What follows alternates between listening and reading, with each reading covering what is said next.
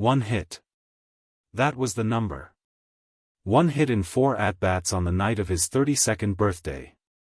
A single, cleanly struck, in the 2nd inning. Nothing after that, a groundout, a flyball, a strikeout on a pitch that caught the outside corner in a location that would have gotten most hitters in this league. By the raw arithmetic of a box score, it was a quiet night for Shohei Ohtani. And in most places, that is exactly how it would have been received. A quiet night. A birthday that the baseball gods declined to make cinematic. The kind of ordinary performance that even the most extraordinary players produce regularly across a 162-game season, because 162 games is a long time and no one, regardless of talent or preparation or competitive ferocity, hits a home run every night. Most places understood this. One corner of the media landscape did not. What emerged from certain outlets in South Korea in the hours following the game was not analysis. It was not the measured evaluation of a performance that fell below expectation.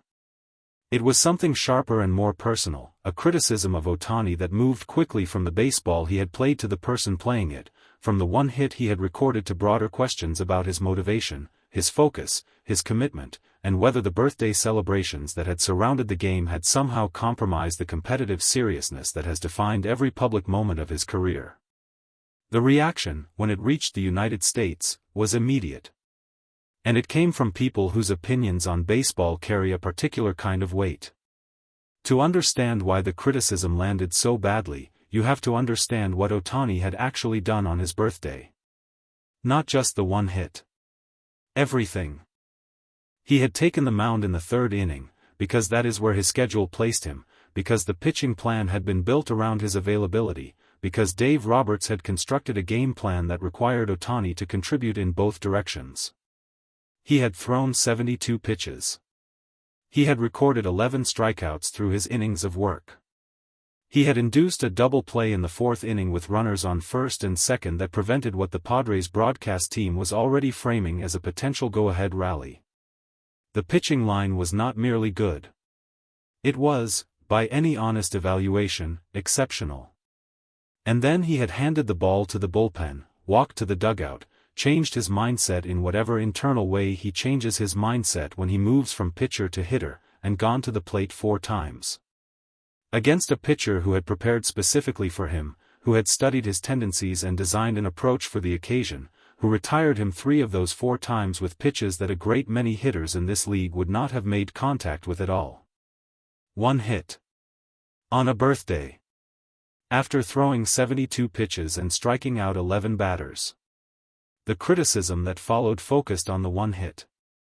Pete Rose heard about it first through a former teammate who still monitors international sports media as part of a media consulting role.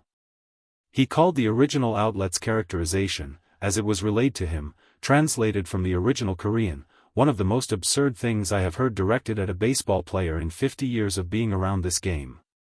Rose, whose relationship with baseball's establishment remains complicated, has never been complicated in his assessment of Ohtani. He has said publicly, on multiple occasions, that Ohtani is doing things that he, a man who compiled more hits than anyone in the history of the sport, who approached every at-bat with a competitive intensity that became the defining characteristic of his career, had not imagined possible within the structural constraints of how baseball is played. When the birthday criticism reached him, something in that assessment curdled into genuine anger. You want to criticize Shohei Ohtani for one hit after he throws 72 pitches and strikes out 11 guys, he said, in remarks that were quickly picked up by American baseball media. On his birthday? Against a pitcher who spent his entire preparation trying to solve him specifically? You go ahead and do that. I'll be over here watching what he actually does and understanding what I'm watching. He paused before adding the line that circulated most widely.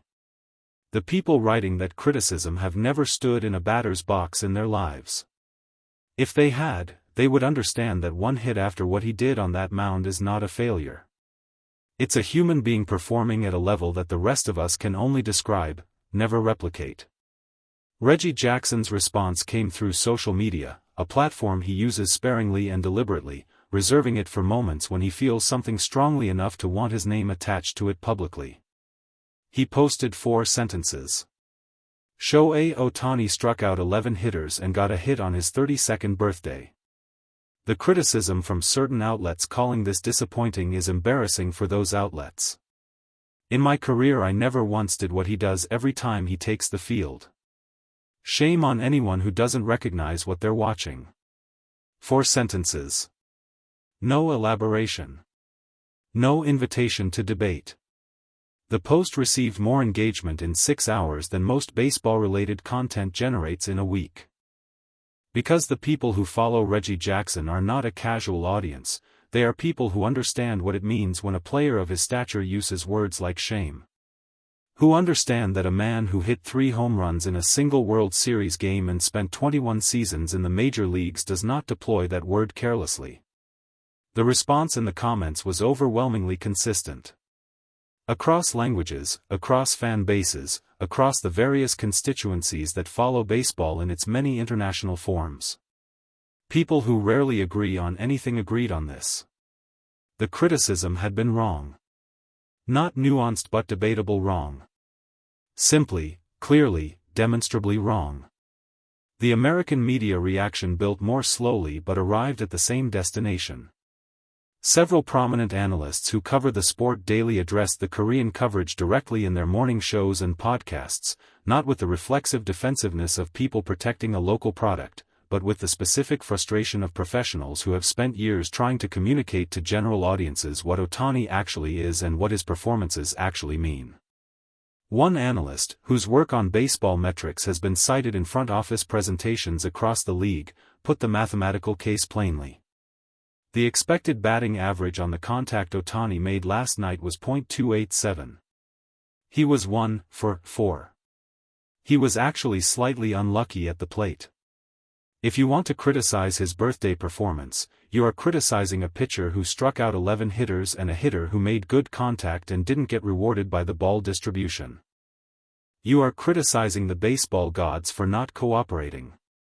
You are not criticizing Shohei Ohtani. Another commentator, whose approach to the sport is less statistical and more observational, made a different kind of argument. There is a specific kind of criticism that emerges when someone is so far beyond normal frames of reference that people lose the ability to evaluate them accurately. When the standard becomes not, is this good, but is this everything he has ever done simultaneously, that's when you know the criticism has stopped being about the player and started being about the expectations that have been projected onto the player. What happened last night was Ohtani. What happened in the coverage afterward was something else entirely. Kim Hae-sung, reached by a Korean journalist for comment, given his own history as a Korean player in American baseball and his visible closeness to Ohtani over the course of this season, chose his words with the deliberate care of someone who is aware that whatever he says will be received differently depending on who is reading it. He spoke in Korean. He asked for his full statement to be published without editing. I have played alongside Shohei Ohtani. I have watched him prepare. I have seen what it costs him to do what he does every single time he steps on a field. I have seen him push through things that would have ended other players' nights before they began. What he did on his birthday, pitching the way he pitched, competing the way he competed, getting a hit against a pitcher who had prepared specifically to retire him, deserved respect. Not criticism. Not this kind of criticism. He paused in the recording that accompanied the written statement. When he continued, his voice had dropped slightly. I understand that Korean media has its own pressures and its own angles and its own relationship with this sport. I respect that. But I want to say clearly, as a Korean player who knows this man, that the coverage I saw was not fair. It was not accurate. And it did not reflect the Ohtani that I know. The statement landed differently in South Korea than it did in the United States. In America, it was received as confirmation of what most observers already believed. In Korea, it generated its own significant debate, a Korean athlete in the American major leagues publicly disagreeing with domestic coverage of a Japanese player, in a media environment where those national identities carry complicated historical weight. Kim had known it would. He had said it anyway. Ohtani himself was asked about the coverage during his next media availability. He had seen it. His team monitors international media comprehensively enough that it would have been unusual if he hadn't. He had therefore had time to sit with it, to process it in whatever private way he processes things before they are allowed to affect his public presentation. He was asked, does criticism of this kind, criticism that felt to many observers disproportionate to the performance, affect him? He considered the question for a moment. I understand that people who watch baseball have expectations, he said. I understand that those expectations are high. I think they should be high. I hold them high for myself. But I also understand something that maybe does not always come through in the coverage. Every game is its own problem. You solve it with what you have that night, against the pitcher you face that night, within the plan that has been built for that night. Last night, the pitching was what I had. I gave it. The hitting was more difficult. I gave what I had there too. A brief pause. One hit on my birthday.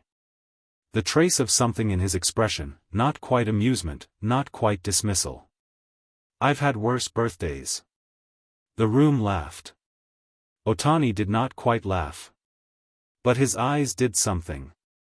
The story, ultimately, is not really about one hit or one birthday or one cluster of critical articles from one corner of the international sports media landscape.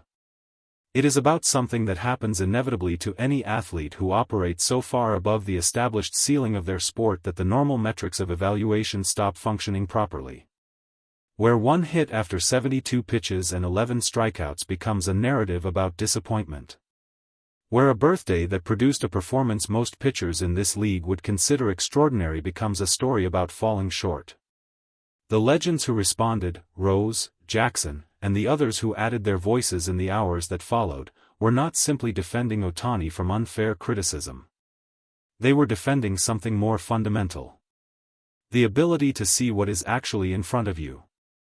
To watch a 32-year-old man do something on a baseball field that has never been done before, in a sport that has been played professionally for over a century, and respond not with the manufactured disappointment of inflated expectations but with the simple, clear-eyed recognition that this is extraordinary.